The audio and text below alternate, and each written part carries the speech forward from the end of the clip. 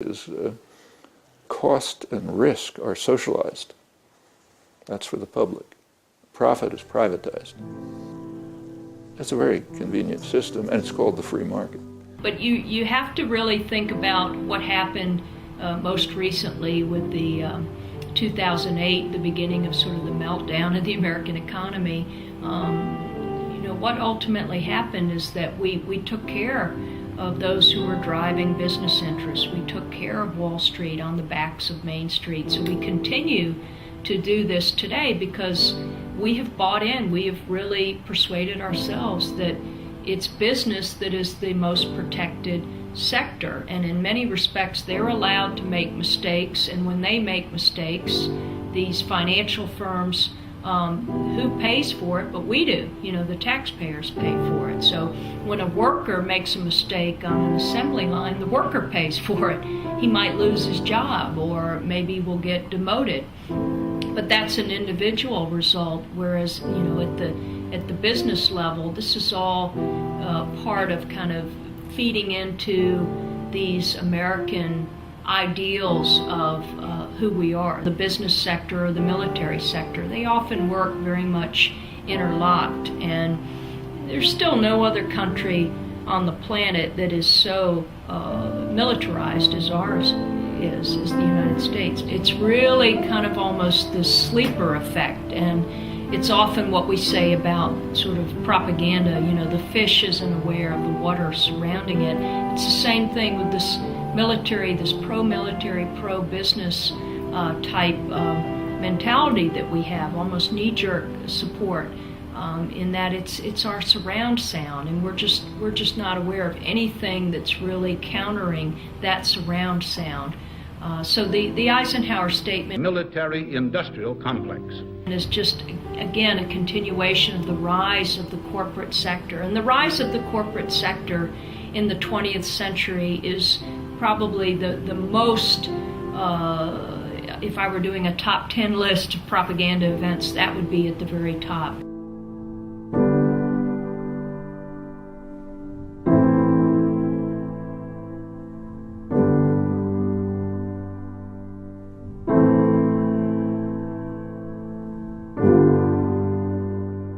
And we see it now, its tentacles have really just taken over into entertainment, into virtually every sector of our society, including education. We've had a corporatization of education, so that what results is that in everything you do, there has to be a bottom line effect to it.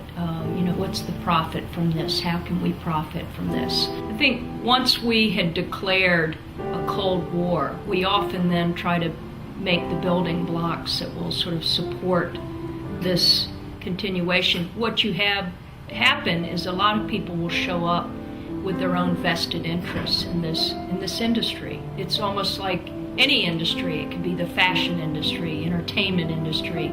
This is a war industry.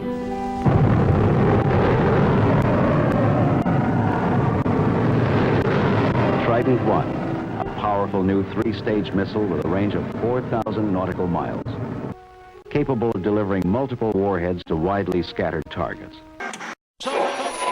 Someday, jet aeroplanes will be invisible to radar waves. Imagine man-made moves helping us to communicate. Tomorrow, electronic highways in the sky will guide air travelers safely to their destination. Year after year, Lockheed Martin takes the most amazing ideas about the future and makes them fly.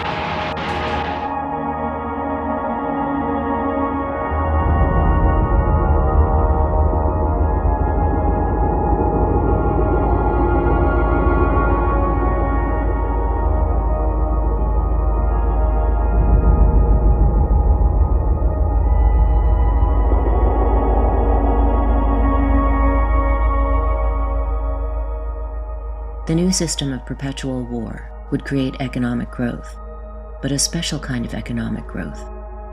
Instead of developing more extensive social programs, the government would use tax dollars to enrich the already rich.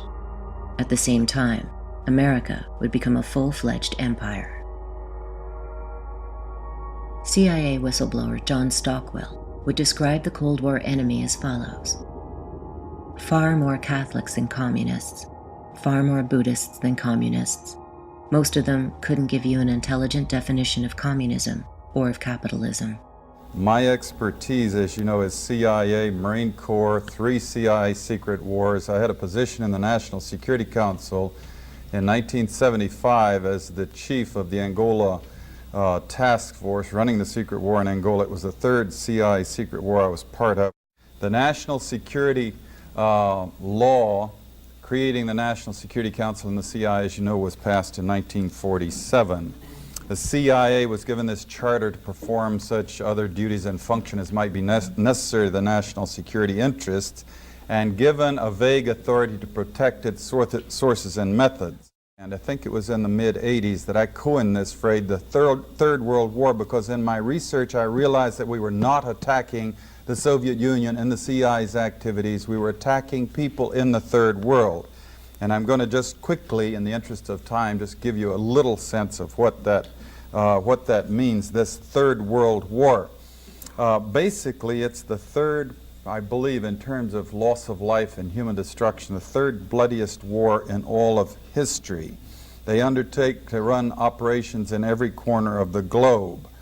They also undertook the license of operating just totally above and beyond U.S. laws. They had a license, if you will, to kill, but also they took that to a license to smuggle drugs, a license to do all kinds of things to other people in other societies in violation of international law, our law, and every principle of nations working together for a healthier and more peaceful world. Meanwhile, again, they battled to convert the U.S. legal system in such a way that it would give them control of our society.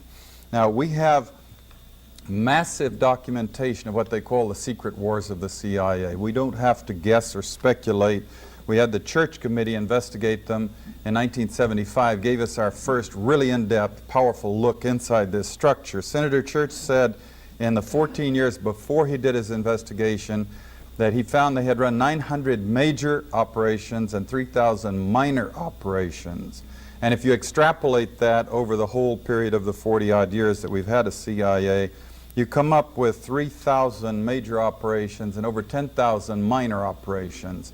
Every one of them illegal, every one of them disruptive of the lives and societies of other peoples, and many of them bloody and gory beyond comprehension almost. Extensively, we manipulated and organized the overthrow of functioning constitutional democracies in other countries. We organized secret armies and directed them to fight in just about every continent in the world. We encouraged ethnic minorities to rise up and fight, people like the Mosquito Indians in Nicaragua, the Kurds in the Middle East, the Monks in Southeast Asia. We have organized, and we still do, and fund death squads in countries around the world, like the Treasury Police in El Salvador, which are responsible for most of the killing of the 50,000 people just in the 80s, and there was 70,000 before that. Trying to summarize this Third World War that the CIA, the U.S. national security complex with the military all interwoven in it in many different ways, has been waging. Let me just put it this way. The best heads that I coordinate with studying this thing, we count at least, minimum figure, 6 million people who've been killed in this long 40-year war that we've waged against the people of the Third World. These are not Soviets. We have not been parachuting teams into the Soviet Union to kill and hurt and maim people, especially not since 1954 when they developed actually a capability of dropping atomic weapons on the United States. These are all people of the Third World. They're people of countries like the Congo, Vietnam, Kampuchea, Indonesia, Nicaragua, where conspicuously they nor their governments do not have the capability of doing any physical hurt to the United States. They don't have ICBMs, they don't have armies or navies. They could not hurt us if they wanted to. There has rarely been any evidence that they really wanted to, And that, in fact, is perhaps the whole point. If they had had ICBMs, we probably wouldn't have done the things to them for fear of retaliation. Cheap shots, if you will, killing people of other countries of the world who cannot defend themselves under the guise of secrecy and under the rubric of national security. I'm John Wayne. Is there any better or equal hope in the world, Lincoln asked, than the ultimate justice of the people? We Americans believe there is not. The stonework of our national life is made of this belief. We believe in many things, but this belief that man is a responsible being bears out our own unique stamp as a nation.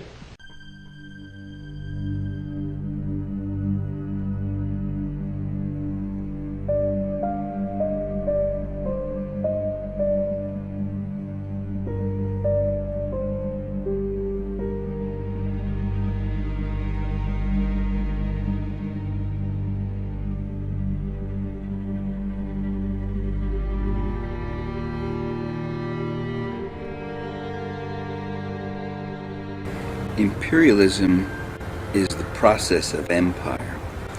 It's more than just dominion and control. Imperialism is when the dominant interests of the empire country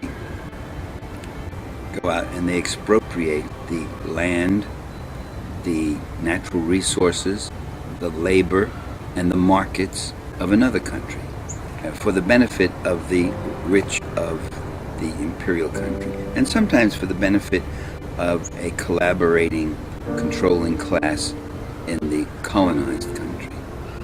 Imperialism today no longer means direct colonization.